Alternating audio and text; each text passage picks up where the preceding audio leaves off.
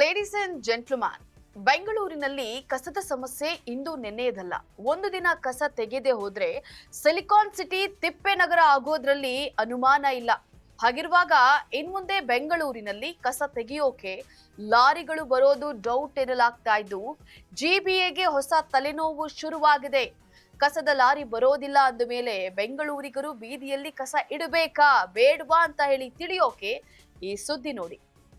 ವೀಕ್ಷಕರೇ, ನೆಲ ಜಲ ಭಾಷೆಗಾಗಿ ಪ್ರಾಮಾಣಿಕ ಪತ್ರಿಕೋದ್ಯಮ. ನೀವು ನೋಡ್ತಾ ಇದ್ದೀರಾ ಫೋಕಸ್ ಟಿವಿ. ನಾನು ಪವಿತ್ರ. ರಾಜ್ಯದಲ್ಲಿ ಕಾಂಗ್ರೆಸ್ ಸರ್ಕಾರ ಕುರ್ಚಿ ಫೈಟ್ ನಲ್ಲಿ ಬ್ಯುಸಿ ಆಗಿದೆ. ಅಭಿವೃದ್ಧಿ ಕಂಪ್ಲೀಟ್ ಝೀರೋ ಆಗಿದ್ದು, ಬೆಂಗಳೂರಿನಲ್ಲಿ ರಸ್ತೆ ಗುಂಡಿ ಕಾಮಗಾರಿ ಸೇರಿದಂತೆ ಹಲವು ಸಮಸ್ಯೆಗಳು ಈಗಾಗಲೇ ಜನರನ್ನ ಹೈರಾಣಾಗಿಸಿದೆ. ಇದೀಗ ಕಸಕ್ಕೂ ಕೂಡ ಕಂಟಕ ಎದುರಾಗುವಂತಹ ಎಲ್ಲಾ ಲಕ್ಷಣಗಳು ಗೋಚರಿಸ್ತಾ ಇದೆ. ನಗರದಲ್ಲಿ ಒಂದು ದಿನ ಪೌರ ಕಾರ್ಮಿಕರು ಕಸ ತೆಗೆಯದೆ ಹೋದ್ರೆ ಇಡೀ ಬೆಂಗಳೂರೇ ಕಸದ ತಿಪ್ಪೆಯಂತಾಗಿ ಗಬ್ಬು ನಾರ್ತಿರ್ತಿದೆ.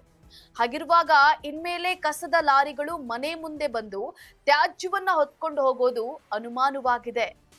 ಬೆಂಗಳೂರಿನಲ್ಲಿ ನಿತ್ಯ ಸಾವಿರಾರು ಟನ್ ಕಸ ಉತ್ಪತ್ತಿಯಾಗುತ್ತೆ. ಈ ಕಸವನ್ನ ಡಂಪ್ ಮಾಡುವ ವಿಚಾರದಲ್ಲಿ ಈಗಾಗಲೇ ಸಾಕಷ್ಟು ಸಮಸ್ಯೆಗಳಿವೆ. ಅದರ ಜೊತೆಗೆ ಇದೀಗ ಕಸ ಹೊತ್ತು ಹೊರಟಿದ್ದಂತಹ ಲಾರಿಗಳನ್ನ ಗ್ರಾಮಸ್ಥರು ತಡೆದು ಪ್ರತಿಭಟನೆಗೆ ಇಳಿದಿದ್ದಾರೆ.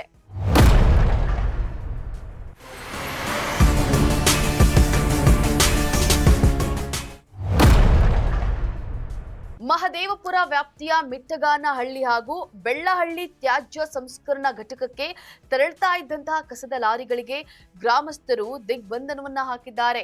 2 ವರ್ಷದಿಂದ ಗ್ರಾಮ ಅಭಿವೃದ್ಧಿ ಅನುದಾನವನ್ನ ಕೊಟ್ಟಿಲ್ಲ ಅಂತ ಜಿಬಿಎ ವಿರುದ್ಧ ಗ್ರಾಮಸ್ಥರು ಗರಂ ಆಗಿದ್ದಾರೆ. ಇತ್ತ ಬಾಲಕನ ಸಾವು ಹಿನ್ನೆಲೆ ಬಾಗಲೂರು ನಿವಾಸಿಗಳು ಕೂಡ ಕಸದ ಲಾರಿಗಳಿಗೆ ತಡೆಯೊಡ್ಡಿದ್ದಾರೆ.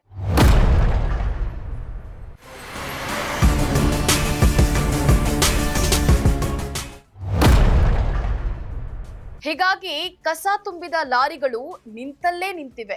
ಇದು ಹೀಗೆ ಮುಂದುವರೆದ್ರೆ ಬೆಂಗಳೂರಿನಲ್ಲಿ ಕಸದ ರಾಶಿಯೇ ಬೀದಿಯಲ್ಲಿ ಚೆಲ್ಲಾಡಲಿದ್ದು, ಜಿಬಿಎಗೆ ದೊಡ್ಡ ತಲೆನೋವಾಗೋದ್ರಲ್ಲಿ ಡೌಟೇ ಇಲ್ಲ.